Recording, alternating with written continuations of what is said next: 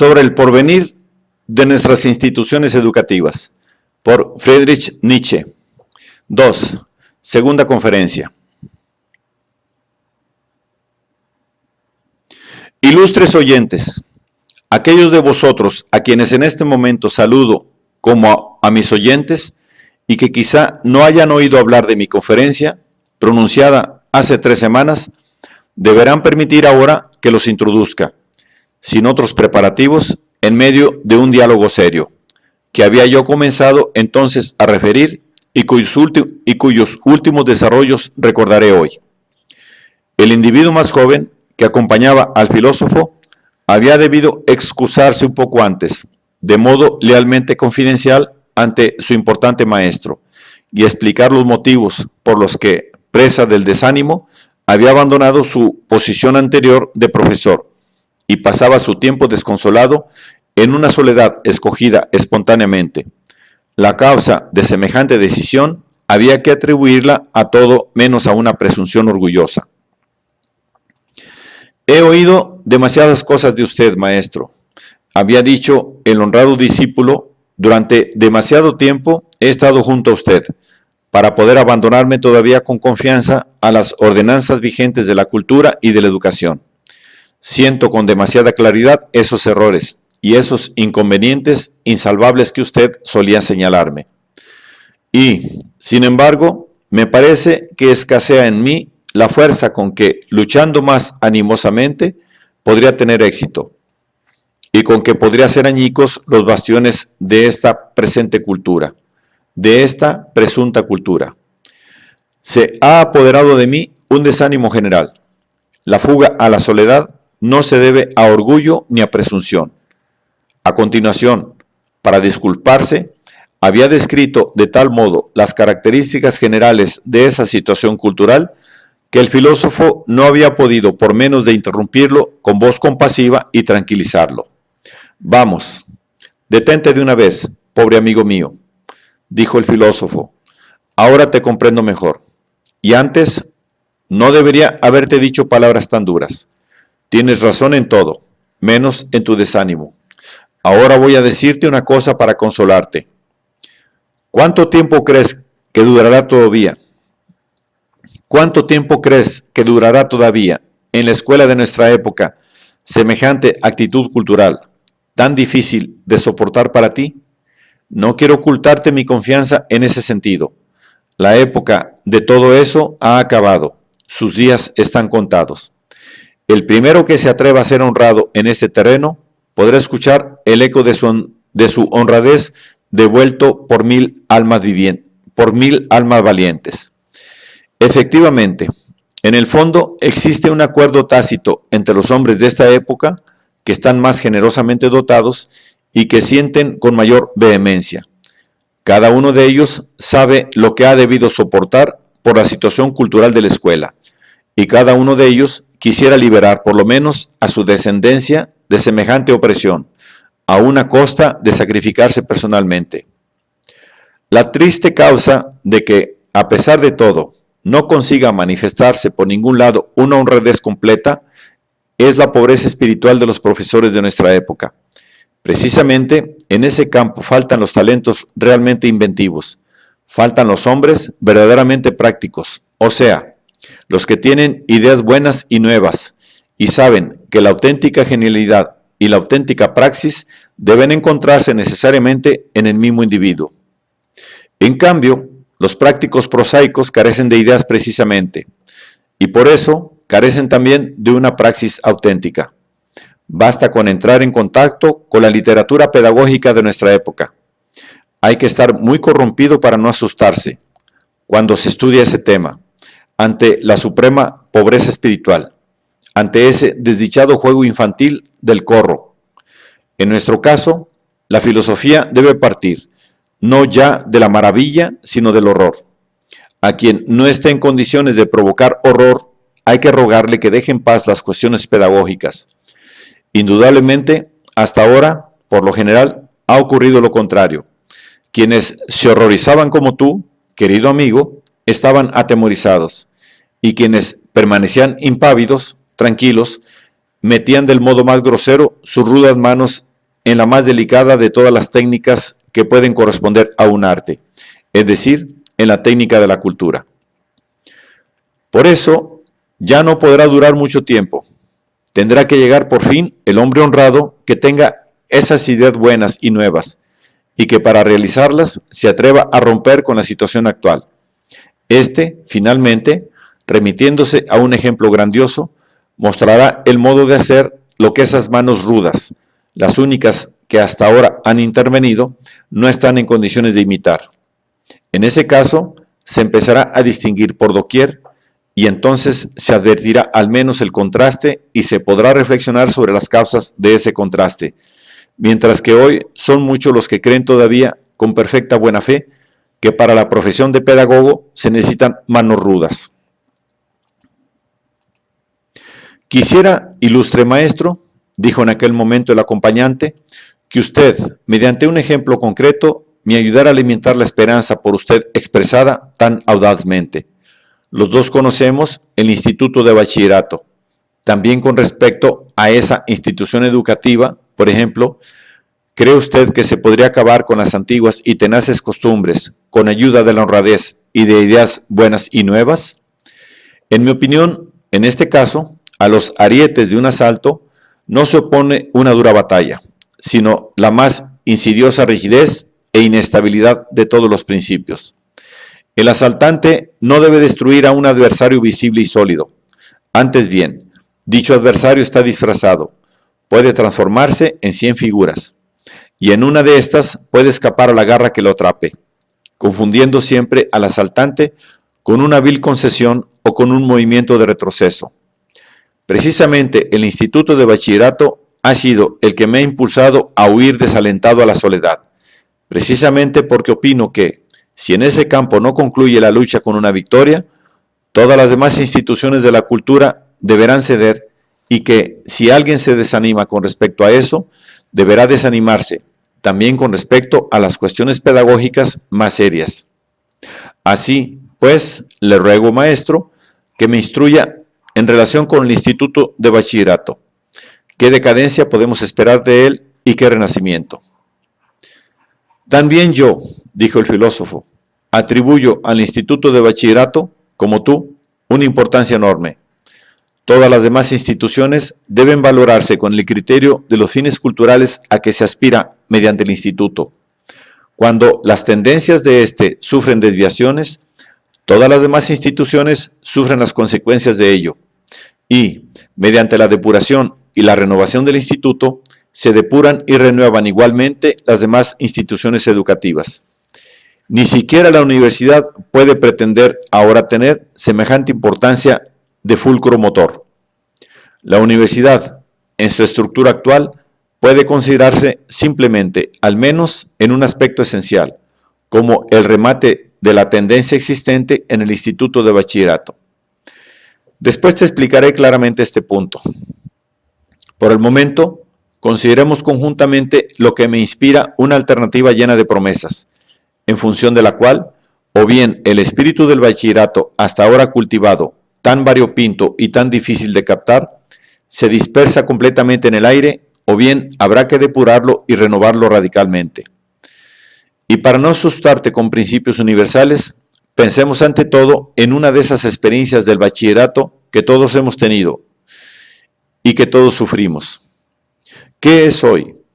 Si la consideramos severamente la enseñanza del alemán en el bachillerato, antes que nada voy a decirte cómo debería ser. Hoy todos hablan y escriben naturalmente la lengua alemana con la ineptitud y la vulgaridad propias de una época que aprende el alemán en los periódicos. Por eso, al adolescente que está creciendo y está dotado más generosamente, habría que colocarlo por la fuerza bajo la campana de vidrio del buen gusto y de una rígida disciplina lingüística. Si esto no es posible, prefiero entonces volver enseguida a hablar en latín, ya que me avergüenzo de una lengua tan desfigurada y deshonrada. Una escuela mejor no podrá tener otro objetivo a ese respecto que el de llevar al camino recto, con autoridad y rigor digno, a los jóvenes lingüísticamente corrompidos y exhortarles así: tomad en serio vuestra lengua, Quien no consiga sentir un deber sagrado en ese sentido, no posee ni siquiera el germen del que pueda surgir una cultura superior. Eso, es decir, vuestro modo de tratar la lengua materna, revelará hasta qué punto apreciáis el arte. Con eso se verá hasta qué punto congeniáis con el arte. Si no conseguís obtener ese resultado por vosotros mismos, es decir, sentir un desagrado físico frente a ciertas palabras y a ciertas frases de nuestra jerga periodística, abandonad al instante las aspiraciones a la cultura. Efectivamente, allí, muy cerca de vosotros, siempre que habláis y escribís, hay una piedra de toque para juzgar lo difícil y descomunal que es la tarea del hombre de cultura, y hasta qué punto es inverosímil que muchos de vosotros alcancéis la auténtica cultura. Según el espíritu de semejante discurso, el profesor de alemán en el Instituto de Bachillerato tendría la obligación de llamar la atención de sus escolares sobre miles de detalles y de prohibir, incluso con toda la seguridad que proporciona el buen gusto, el uso de palabras como por ejemplo reclamar, cobrar dinero, tener en cuenta una cosa, tomar la iniciativa, evidente, etc. Además, el mismo profesor, al referirse a nuestros autores clásicos, debería mostrar, renglón a renglón, el enorme cuidado y rigor con que hay que entender todas las expresiones, cuando se tiene un auténtico sentimiento artístico y cuando se aspira a la completa claridad de lo que se escribe.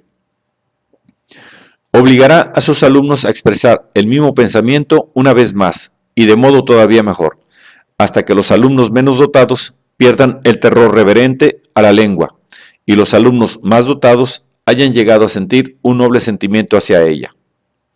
Así pues, ese es un cometido de la llamada cultura formal, uno de los cometidos más preciosos. ¿Y qué es lo que encontramos ahora en el bachillerato, en lugar de la llamada cultura formal? Quien sepa clasificar en las rúbricas correctas lo que haya encontrado en este terreno, sabrá también qué pensar del bachillerato actual, como presunta institución de cultura. Efectivamente, descubrirá en el bachillerato, a partir de su formación originaria,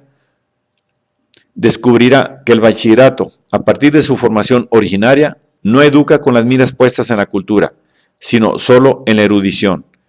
Y observará, además, que en los últimos tiempos da la impresión de no querer siquiera educar con las miras puestas en la erudición, sino solo preparar para el periodismo. Lo atestigua la forma de impartir la enseñanza de la lengua alemana, que es un ejemplo verdaderamente comprobado. En lugar de esa instrucción puramente práctica, con la que el profesor debería habituar a sus escolares a educarse severamente en lo relativo a la lengua, vemos por doquier la tendencia a tratar de un modo histórico erudito la lengua materna. En otras palabras, se la trata como si fuera una lengua muerta, o como si no existiera obligación alguna en relación con el presente y el futuro de dicha lengua. El método está tan difundido en nuestra época que se entrega hasta el cuerpo vivo de la lengua a los estudiosos anatómicos de la historia.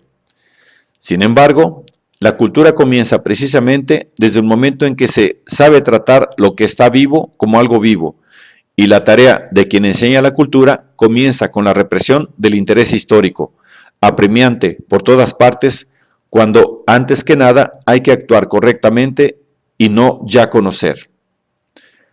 Por otra parte, nuestra lengua materna es precisamente una esfera en que el escolar debe aprender a actuar correctamente. Y solo de acuerdo con esta perspectiva práctica resulta necesaria la enseñanza del alemán en nuestras escuelas. Indudablemente, el método histórico parece bastante más fácil y más cómodo para el profesor. Asimismo, parece requerir dotes mucho más modestas y en general un ímpetu mucho menor en la voluntad y en las aspiraciones del profesor. Pero podemos hacer esa misma observación en todos los campos de la realidad pedagógica. Lo más fácil y más cómodo se envuelve en un manto de pretensiones fastuosas y de títulos orgullosos. El aspecto verdaderamente práctico, es decir, la acción necesaria para la cultura, dado que en el fondo es la cosa más difícil, recibe miradas de desaire y de desprecio. Por esa razón, el hombre honrado deberá aclararse a sí mismo y a los demás este quid pro quo. Pero, ¿qué suele dar un profesor de alemán, aparte de esas sugerencias eruditas para un estudio de la lengua? ¿De qué modo sabe conjugar el espíritu de su escuela con el espíritu de los pocos hombres de cultura auténtica que ha tenido el pueblo alemán, con el espíritu de sus poetas y artistas clásicos? Este es un terreno oscuro y peligroso, sobre el que no podemos arrojar luz sin dejar de preocuparnos. Tampoco en esto nos ocultaremos nada, ya que un día habrá que renovarlo todo en dicho terreno. En el Instituto de Bachillerato se imprimen las repugnantes características de nuestro periodismo estético sobre los espíritus todavía no formados de los adolescentes. En el instituto es el propio profesor quien esparce las semillas de un grosero y deliberado entendimiento incorrecto de nuestros clásicos. Después, dicho entendimiento incorrecto se hace pasar por crítica estética, y no es otra cosa que barbarie. Los escolares aprenden ahí a hablar de nuestro Schiller, que es único, con una superioridad pueril.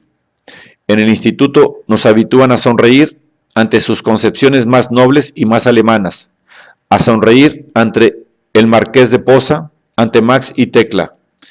Es esa una sonrisa que provoca la cólera del genio alemán y que hará enrojecer a una posterioridad mejor.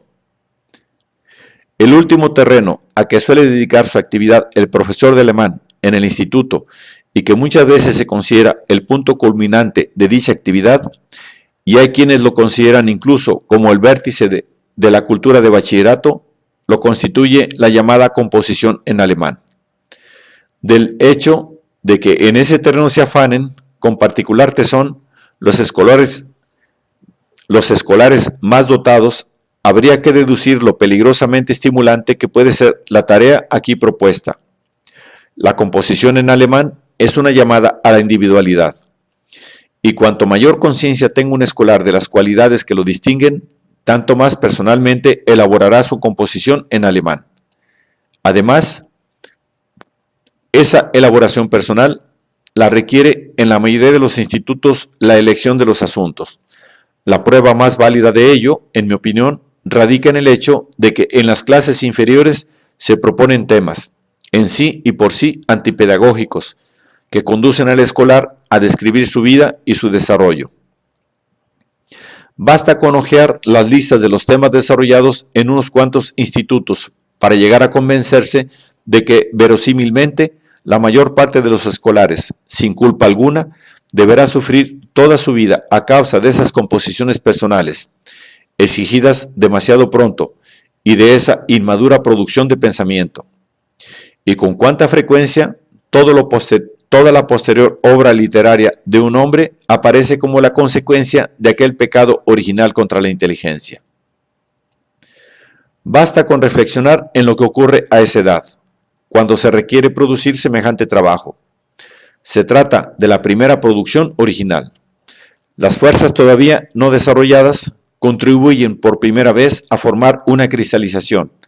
El sentimiento embriagador de la autonomía requerida reviste esas producciones con un encanto seductor, que no se había presentado nunca antes y que no volverá a presentarse.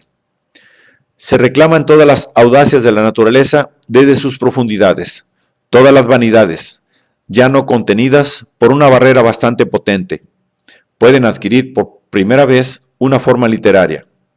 Desde ese momento, el joven, que se ha vuelto maduro, se siente un ser capaz de hablar, de tomar parte en una conversación, o mejor, invitado a ello. Efectivamente, esos temas le obligan a calificar obras poéticas o bien a incluir a personajes históricos en la forma de una descripción de caracteres, o bien a exponer de forma autónoma serios problemas éticos, o bien a aclarar también, invirtiendo introspectivamente la antorcha, su desarrollo, y a dar un informe crítico de sí mismo. En resumen, todo un mundo de problemas que requiere la meditación más profunda se abre ante el joven estupefacto, hasta aquel momento casi inconsciente y se confía a su decisión. Ahora hemos de tener presente la actitud habitual del profesor ante esas primeras producciones originales, tan ricas de consecuencias. ¿Qué le parece criticable en esos trabajos? ¿Sobre qué llama la atención de sus alumnos? Sobre todo los excesos de la forma y del pensamiento, es decir, sobre todo lo que es individual y característico de esa edad. El profesor critica el aspecto verdaderamente autónomo, que si se estimula prematuramente, solo puede manifestarse precisamente en torpezas, en asperezas y en rasgos grotescos. O sea, precisamente el aspecto individual, y lo rechaza a favor de una actitud altiva, mediocre y carente de originalidad. En cambio, la mediocridad vulgar obtiene elogios, prodigados de mala gana. Efectivamente, la mediocridad suele fastidiar bastante al profesor y con buenas razones.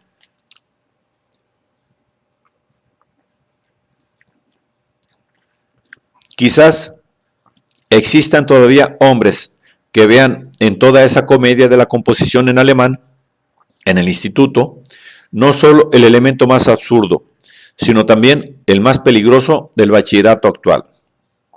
Se exige originalidad y después se rechaza la única originalidad posible a esa edad. En el instituto se presupone una cultura formal que en la actualidad consiguen alcanzar solo poquísimos hombres en edad madura. En el instituto se considera a todos sin más como seres capaces de hacer literatura, que tienen derecho a tener opiniones propias sobre las cosas y los personajes más serios, mientras que una educación auténtica debería reprimir con todos sus esfuerzos las ridículas pretensiones de una independencia de juicio y habituar al joven a una rígida obediencia bajo el dominio del genio. En el instituto se presupone la capacidad de representar cuadros muy amplios, a una edad en que cualquier afirmación, pronunciada o escrita, constituye una barbarie.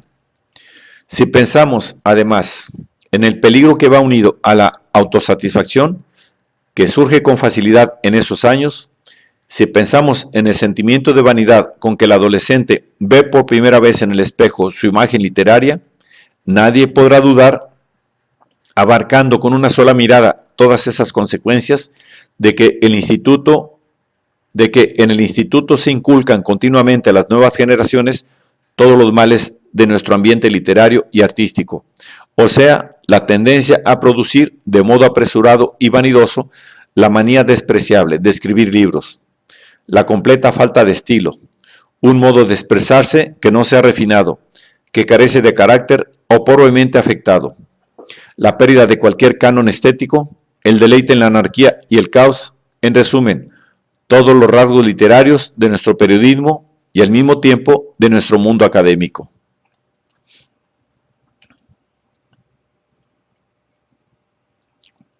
Son muy pocos hoy los que saben que uno solo, quizá de entre muchos miles, está autorizado para sentirse escritor, y que todos los demás que por su cuenta y riesgo intenten seguir ese camino, merecen una recompensa por cada frase impresa, una carcajada homérica por parte de hombres verdaderamente capaces de juzgar. Verdaderamente, el espectáculo de un hefesto literario que avanza cojeando para ofrecernos algo de beber es digno de los dioses. La educación en ese campo, la inculcación de hábitos y de ideas que sean serias y firmes, constituye una de las misiones más altas de la cultura formal, mientras que el hecho de confiarse en general a la llamada personalidad libre no podrá ser, desde luego, otra cosa que la señal distintiva de la barbarie. Sin embargo, por lo que hemos referido anteriormente, debería resultar claro que, al menos en la enseñanza del alemán, no se piensa en la cultura, sino en otra cosa, a saber, en dicha personalidad libre. Y mientras los institutos de bachillerato alemanes, al ocuparse de la composición en alemán, fomenten la horrible y perversa manía de escribir mucho, mientras no consideren como un deber sagrado la más inmediata disciplina práctica al hablar y al escribir, mientras traten la lengua materna como si fuera únicamente un mal necesario y un cuerpo muerto, no podré incluir esas escuelas entre las instituciones de cultura auténtica. Pero, en relación con la lengua, es casi imposible observar influencia alguna del modelo clásico. Así, pues, ya solo por esa consideración, la llamada cultura clásica que debería salir de nuestros institutos de bachillerato me parece una cosa bastante dudosa y equívoca. Efectivamente, bastaría con echar una mirada a ese modelo para vernos obligados a observar la extraordinaria seriedad con que el griego y el romano consideraban y trataban su lengua desde los años de la adolescencia. Será imposible no discernir su valor de modelo en relación con ese punto, si el plan educativo de nuestros institutos de bachillerato adoptara todavía realmente como supremo modelo de enseñanza el mundo clásico griego y romano. Sobre esto último tengo por lo menos dudas. Con respecto a la pretensión que el instituto tiene de enseñar la cultura clásica, me parece que se trata más que nada de una escapatoria torpe que se utiliza cuando alguien niega al bachillerato la capacidad para educar en la cultura. Cultura clásica, una expresión tan cargada de dignidad, hace avergonzarse al atacante, hace aplazar el ataque. Efectivamente, ¿quién podrá descifrar nunca completamente esa fórmula embarazosa? Esa es la táctica del bachillerato, que ha llegado a ser habitual desde hace tiempo. Según la dirección de donde proceda la invitación al combate, aquel describe en su escudo, desde luego no adornado con distintivos de honor, uno de esos lemas embarazosos: cultura clásica, cultura formal, o bien cultura para la ciencia. Tres cosas gloriosas, pero que desgraciadamente son contradictorias entre sí, y que solo podrán producir un ircocervo de la cultura, cuando se las junte por la fuerza. Efectivamente, una auténtica cultura clásica es algo tan increíblemente difícil y raro, y requiere dotes tan complejas que el hecho de prometerla como resultado alcanzable en el bachillerato está reservado únicamente a la ingenuidad o a la desvergüenza.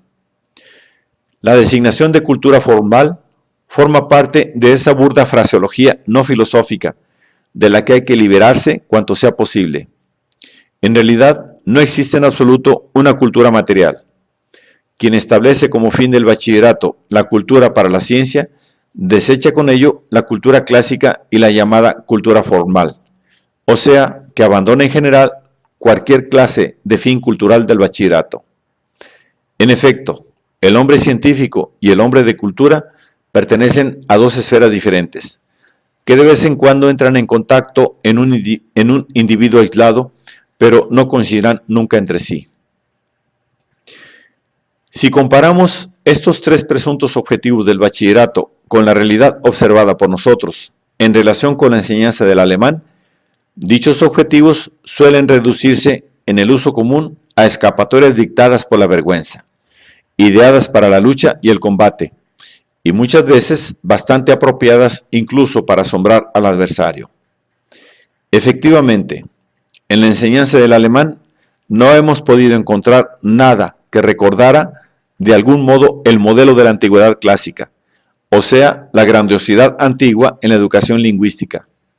Además, la cultura formal que se recibe mediante dicha enseñanza del alemán se ha reducido a la aprobación de la personalidad libre, es decir, de la barbarie y la anarquía. Y por lo que se refiere a la cultura que encamina hacia la ciencia, como consecuencia de esa enseñanza, indudablemente nuestros germanistas podrán valorar con equidad lo poco que han contribuido al desarrollo de su ciencia esos principios eruditos en el bachillerato y lo enorme que ha sido en cambio la contribución hecha por la personalidad de profesores universitarios particulares. En conclusión, el bachillerato ha desatendido hasta ahora el objeto primordial e inmediato de que arranca la cultura auténtica, es decir, ha desatendido la lengua materna. Le falta así el terreno natural y fecundo en el que pueden apoyarse todos los esfuerzos culturales posteriores. En realidad, solo cuando se utilice como base una disciplina y un uso de la lengua que sean rigurosos y artísticamente esmerados, se podrá fortalecer el sentimiento preciso de la grandeza de nuestros clásicos, cuyo reconocimiento por parte del bachillerato se ha basado hasta ahora casi únicamente en dudosas inclinaciones estetizantes de profesores concretos o en el efecto puramente material de ciertas tragedias y ciertas novelas. No obstante, hay que saber ya por experiencia directa lo difícil que es la lengua, y hay que especificar, después de largas investigaciones y largas luchas, el camino recorrido por nuestros poetas, para advertir entonces con qué facilidad y qué belleza lo recorrieron, y con qué torpeza y afectación intentan seguirlos los demás. Solo mediante una disciplina semejante puede el joven experimentar desagrado físico ante la elegancia estilística tan popular y alabada de nuestros asalariados del periodismo y de nuestros novelistas, o bien ante la dicción selecta de nuestros literatos. En tal caso, el joven puede librarse de una vez y definitivamente de una serie de problemas y de escrúpulos verdaderamente cómicos. Por ejemplo, de la cuestión de si Auerbach o Gutzkow es realmente un poeta. Semejante cuestión quedará zanjada inmediatamente, cuando el desagrado no permita seguir leyendo ni a uno ni a otro. Nadie debe creer que sea fácil educar el sentimiento propio, hasta llevarlo a ese desagrado físico. Pero, por otro lado, nadie podrá esperar llegar a un juicio estético por un camino que no sea el espinoso sendero del lenguaje, y no precisamente de la investigación lingüística, sino de la autodisciplina lingüística. Quien desee esforzarse seriamente en ese terreno pasará por las mismas experiencias de quien, siendo ya adulto, por ejemplo de soldado, se ve obligado a aprender a caminar, después de haber sido hasta ese momento, en ese sentido, un principiante aficionado y un empírico. Son meses de fatiga. Tememos que los tendones se rompan. Perdemos toda esperanza de poder llegar nunca a ejecutar cómoda y fácilmente los movimientos y a fijar las posiciones de los pies, aprendidos consciente y expresamente. Vemos con terror con qué torpeza y tosquedad colocamos un pie delante del otro, y tememos habernos olvidado completamente de caminar y no poder nunca volver a aprender a caminar bien. Después, de improviso nos damos cuenta de que los movimientos aprendidos expresamente se han transformado ya en una nueva costumbre y en una segunda naturaleza, y que la antigua seguridad y la antigua fuerza del paso vuelven fortalecidas y acompañadas incluso de cierta gracia. Ahora sabemos también lo difícil que es caminar, y podemos burlarnos de quien al caminar sea un empírico tosco o un aficionado que crea moverse con elegancia. Nuestros llamados escritores elegantes no han aprendido nunca a caminar, como demuestra su estilo. Y, desde luego, en nuestros institutos de bachillerato, como lo demuestran nuestros escritos, no se aprende a caminar. Pero junto a la andadura correcta del lenguaje, comienza también la cultura. Esta última, una vez que se ha iniciado correctamente, produce a continuación, incluso en relación, los escritores elegantes, una sensación física que se llama náusea. Al llegar a este punto, reconocemos las consecuencias infaustas de nuestro bachillerato actual, por el hecho de que éste no está en condiciones de enseñar la cultura auténtica y rigurosa, que es, ante todo, obediencia y hábito, por el hecho de que, en el mejor de los casos, cumple su objetivo más que nada estimulando y fecundando los impulsos científicos. Se explica esa alianza tan frecuente entre la erudición y la barbarie del gusto, entre la ciencia y el periodismo. Hoy se puede observar, en la mayoría de los casos, que nuestros estudiosos han caído y se han precipitado desde esa altura cultural que la naturaleza alemana había alcanzado gracias a los esfuerzos de Goethe, de Schiller, de Lessing y de Winckelmann. Decadencia, esta que se revela precisamente en la grosera clase de entendimientos incorrectos a que en medio de nosotros están expuestos esos grandes hombres, ya sea por parte de historiadores de la literatura, llámense Gervinus o Julian Smith, ya sea en cualquier ocasión de la vida social o mejor en cualquier conversación entre hombres y mujeres. Pero donde esa decadencia se muestra en la medida más grande y más dolorosa es precisamente en la literatura pedagógica que atañe al bachillerato. Se puede afirmar que el valor incomparable de aquellos hombres con relación a una auténtica institución de cultura no se ha enunciado siquiera, y mucho menos reconocido durante más de medio siglo. Me refiero al valor de esos hombres como guías y mistagogos que preparan la cultura clásica, los únicos que pueden llevarnos de la mano hasta hacernos encontrar de nuevo el camino correcto que conduce a la antigüedad. En cualquier caso, la llamada cultura clásica tiene un único punto de partida sano y natural, es decir, la costumbre, artísticamente seria y rigurosa, de utilizar la lengua materna. No obstante, es raro que alguien se vea guiado desde dentro, por sus propias fuerzas, por el sendero correcto, es decir, a adquirir esa costumbre y a apoderarse del secreto de la forma. En cambio, todos los demás necesitan esos grandes guías y esos grandes maestros, y deben confiarse a su tutela. Por otro lado, no existe una cultura clásica que pueda desarrollarse sin que se haya revelado ya ese sentido de la forma. En este punto, en que se revela gradualmente el sentido que distingue la forma de la barbarie, por primera vez se agita el ala que conducirá hasta la auténtica y única patria de la cultura, hasta la antigüedad griega. Desde luego, con la ayuda exclusiva de esa ala, no podríamos llegar muy lejos, ni en el intento de acercarnos a ese castillo del mundo griego, infinitamente remoto y circundado de muros de diamante.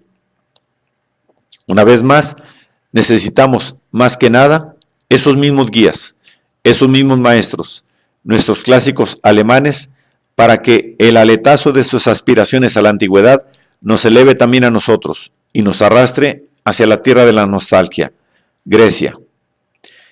Esa relación, la única posible, entre nuestros clásicos y la cultura clásica, no se ha advertido, desde luego, entre los viejos muros de los institutos de bachillerato. Más que nada, los filólogos se esfuerzan perseverantemente, sin buscar ayuda alguna, para aproximar su Homero y su Sófocles a las almas de los jóvenes, y denominamos sin más el resultado con la expresión eufemística y que nadie discute de cultura clásica. Cada cual podrá comprobar, a partir de sus experiencias, lo que haya aprendido en Homero y en Sófocles, con la guía de esos maestros infatigables. En este terreno se encuentran las ilusiones más frecuentes y más arraigadas, y se difunden amplia e involuntariamente los equívocos. En el Instituto Alemán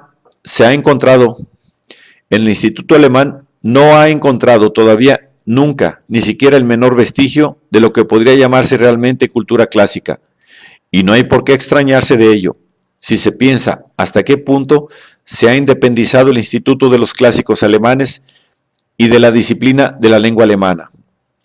Con un salto en el vacío, no se podrá llegar nunca hasta la antigüedad, y sin embargo, todo el modo de tratar en las escuelas a los escritores antiguos, todos los honrados comentarios y las paráfrasis de nuestros profesores de filología no son otra cosa que un salto en el vacío.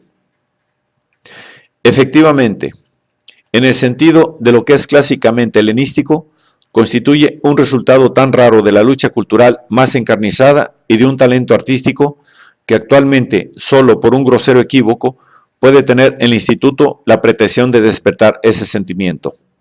¿A qué edad? A una edad que está todavía dominada por las más variadas tendencias del presente, y no tiene todavía el menor presentimiento de que ese sentido del mundo helénico, una vez despertado, se vuelve al instante agresivo, y debe expresarse en una lucha continua contra la presunta cultura del momento actual. Para el estudiante de bachillerato actual, los griegos, en cuanto griegos, están muertos. Indudablemente se divierte leyendo a Homero, pero una novela de Spielhagen lo cautiva con mucha más fuerza. Engulle con cierto placer la tragedia y la comedia griegas, pero un drama verdaderamente moderno, como los periodistas de Freytag, lo conmueve de forma muy diferente. Al contrario, siente inclinación a expresarse con respecto a todos los autores antiguos, de igual modo que el crítico de arte Hermann Grimm, que en un tortuoso artículo sobre la Venus de Milo, se pregunta al final, ¿qué es para mí esta figura de diosa? ¿Para qué me sirven los pensamientos que me inspiran? Orestes y Edipo, Ifigenia y Antígona, ¿qué tienen en común todo eso con mi corazón? No, queridos estudiantes de bachillerato, la Venus de Milo no os importa para nada, pero igualmente poco importa a vuestros profesores y esa es la desgracia, y ese es el secreto del bachillerato actual. ¿Quién podrá conduciros hasta la patria de la cultura si vuestros guías están ciegos, aunque se hagan pasar todavía por videntes? Ninguno de vosotros conseguirá llegar a disponer de un auténtico sentido de la sagrada seriedad del arte, ya que se os enseña con mal método a balbucear con independencia, cuando en realidad habría que enseñaros a hablar. Se os enseña a ensayar la crítica estética de un modo independiente, cuando en realidad se os debería infundir un respeto hacia la obra de arte. Se os habitúa a filosofar de modo independiente, cuando en realidad habría que obligaros a escuchar a los grandes pensadores. El resultado de todo eso es que permaneceréis para siempre alejados de la antigüedad y os convertiréis en los servidores de la moda. La cosa más beneficiosa que contiene la institución del bachillerato actual consiste, en cualquier caso, en la seriedad con que se estudian la lengua latina y la lengua griega durante una serie de años. En ese terreno se aprende a respetar una lengua fijada de acuerdo con reglas. Se aprende a respetar y a tener en cuenta la gramática y el léxico. En ese dominio todavía se sabe lo que es un error y no se fastidia en ningún momento con la pretensión de que se autoricen, como en el estilo alemán de nuestra época, incluso los caprichos y los malos hábitos de la gramática, en la gramática y en la ortografía. Desgraciadamente, ese respeto hacia la lengua carece de un fundamento sólido. Se trata, por decirlo así, de un fardo teórico que se desecha muy pronto frente a la lengua materna. Más que nada, es el propio profesor de latín o de griego quien rinde pocos honores a dicha lengua materna. Desde el principio la considera como un terreno donde se puede recuperar el aliento, después de la severa disciplina del latín y del griego, y donde vuelve a estar permitida la jovialidad negligente con que el alemán trata comúnmente todo lo que es de casa. Los alemanes no han realizado nunca esos magníficos ejercicios de traducción de una lengua a otra, que pueden fomentar del modo más beneficioso también el sentido artístico de la lengua propia, con la debida dignidad categórica y rigurosa que es necesaria, sobre todo en este caso, por tratarse de una lengua no disciplinada. En los últimos tiempos incluso, esos ejercicios van desapareciendo cada vez más.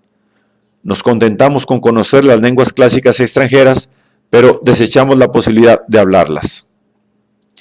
Una vez más se manifiesta en eso la tendencia erudita en el modo de concebir el bachillerato, fenómeno que arroja una luz clarificadora sobre la cultura humanística, en otro tiempo entendida seriamente como objetivo del bachillerato. Era ese el tiempo de nuestros grandes poetas, es decir, de los poetas alemanes verdaderamente cultos. Era el tiempo en que el ilustre Friedrich August Wolff dirigió hacia el bachillerato el nuevo espíritu clásico que llegaba desde Grecia y desde Roma, por mediación de aquellos grandes hombres. Poniendo audazmente los fundamentos, aquel consiguió construir una nueva imagen del bachillerato que desde aquel momento habría debido convertirse no solo en un vivero de la ciencia, sino sobre todo en el auténtico santuario de cualquier cultura más noble y más elevada. Entre las reglas que exteriormente parecían necesarias para ese fin, algunas especialísimas han pasado con éxito duradero a constituir el bachillerato moderno, pero no se ha logrado precisamente lo más importante, es decir, la entrega de los propios profesores a ese nuevo espíritu. De ese modo, entre tanto, el objetivo del bachillerato se ha alejado de nuevo extraordinariamente de esa cultura humanística deseada por Wolff. La antigua valoración absoluta, ya superada por el propio Wolff, de la erudición y la cultura docta, ha ido sustituyendo gradualmente, después de una lucha agotadora, al principio cultural que se había insinuado, si bien no con la antigua franqueza, sino al contrario, de modo solapado y con el rostro oculto. El fracaso del intento de hacer entrar el bachillerato en el grandioso movimiento de la cultura clásica se ha debido al carácter no alemán, podemos decir casi extranjero o cosmopolita, de esos esfuerzos culturales, es decir, a la creencia de que es posible quitarse de debajo de los pies el terreno de la patria y permanecer todavía erguido, en resumen, a la ilusión de poder saltar directamente, sin utilizar puentes, a ese alejado mundo griego por el hecho de haber renegado del espíritu alemán o en general del espíritu nacional. Desde luego, hay que ser capaz de rastrear ese espíritu alemán en sus escondrijos, bajo disfraces de moda, o bien bajo montones de ruinas. Hay que amarlo hasta el punto de no avergonzarse ni siquiera de su forma pervertida. Sobre todo, lo que no hay que hacer es sustituir ese espíritu por lo que hoy se llama, con actitud orgullosa, cultura alemana de la época actual. El espíritu alemán es, más que nada, íntimamente hostil a dicha cultura, y precisamente en las esferas de cuya falta de cultura suele lamentarse la época actual, con frecuencia se ha conservado ese espíritu alemán auténtico, si bien mezclado con superficialidades groseras y desde luego no de forma fascinante. En cambio, lo que ahora se llama, con particular presunción, cultura alemana, es un conjunto cosmopolita que guarda con el espíritu alemán la misma relación que un periodista con Schiller o Meyerbeer con Beethoven. En este caso, la influencia más fuerte es la ejercida por la civilización francesa, antigermánica en lo más profundo de su ser, a la que se imita sin talento y con el gusto más dudoso, imitación con la que se da una forma hipócrita a la sociedad, a la prensa, al arte y al estilo alemanes. Indudablemente, esa copia no producirá por ningún lado un resultado tan logrado artísticamente como el producido en Francia, casi hasta nuestros días, por esa civilización original, nacida de la naturaleza neolatina. Para advertir todavía más ese contraste, compárense nuestros novelistas alemanes más famosos con todos los franceses o italianos, incluso los menos famosos. En ambas partes se encuentran las mismas tendencias dudosas, los mismos fines dudosos y los mismos medios todavía más dudosos. Pero mientras que en el segundo caso todo eso va unido a una seriedad artística o por lo menos a una corrección del lenguaje, muchas veces incluso a una auténtica belleza que refleja por doquier una civilización social correspondiente, en el primer caso, en cambio, todo carece de originalidad, todo es oscilante, ideas y expresiones de andar por casa, o bien es desagradablemente afectado. Además de eso, falta siempre el fondo de una forma social auténtica y, como máximo, son los modales y los conocimientos eruditos los que recuerdan que en Alemania se hace literato el estudioso fracasado y en cambio en los países latinos el hombre educado artísticamente. Con esa cultura que se pretende alemana, pero que en el fondo carece de originalidad, los alemanes no podrán nunca aspirar a las victorias. En todo eso los avergüenzan los franceses y los italianos, y en lo que se refiere a la imitación ingeniosa de una cultura extranjera, sobre todo los rusos. Con tanta mayor razón, debemos mantenernos apegados al espíritu alemán, que se manifestó en la Reforma alemana y en la música alemana, y que ha demostrado con la extraordinaria audacia de la filosofía alemana y con la fidelidad del soldado alemán, experimentada en los últimos tiempos, esa fuerza resistente, hostil a cualquier apariencia, de que podemos esperar todavía una victoria sobre la pseudocultura de la época actual.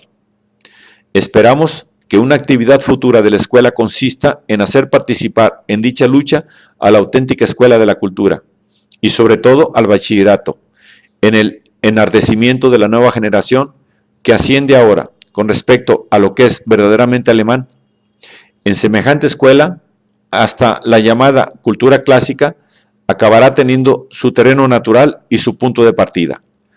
Una verdadera renovación y una verdadera depuración del bachillerato solo surgirán de una renovación y una depuración del espíritu alemán, que sean profundas y potentes. El vínculo que ciñe realmente la naturaleza alemana más íntima al genio griego es algo bastante misterioso y difícil de captar. No obstante, mientras la más noble necesidad del auténtico espíritu alemán no intente coger de la mano ese genio griego como sólido apoyo en el río de la barbarie, mientras que de dicho espíritu alemán no brote una nostalgia angustiosa por los griegos, mientras la visión en lontananza penosamente conquistada de la patria griega no haya llegado a ser la meta del peregrinaje de los hombres mejores y más dotados, el fin de la cultura clásica del bachillerato seguirá revoloteando aquí y allá, en el aire sin cesar, y por lo menos no habrá que censurar a quienes, aunque sea con espíritu limitado, quieren introducir en el bachillerato el cientifismo y la erudición, para tener un objetivo verdadero, sólido y aún así ideal, y para salvar a sus escolares de las tentaciones del fantasma brillante que se hace llamar hoy civilización y cultura. Tal es la triste situación del bachillerato actual. Las perspectivas más limitadas están en cierto modo justificadas, porque nadie está en condiciones de alcanzar, o al menos indicar, el punto en que todas esas perspectivas se vuelven erróneas. ¿Nadie?, preguntó el discípulo con cierta emoción en la voz, volviéndose hacia el filósofo, y ambos enmudecieron.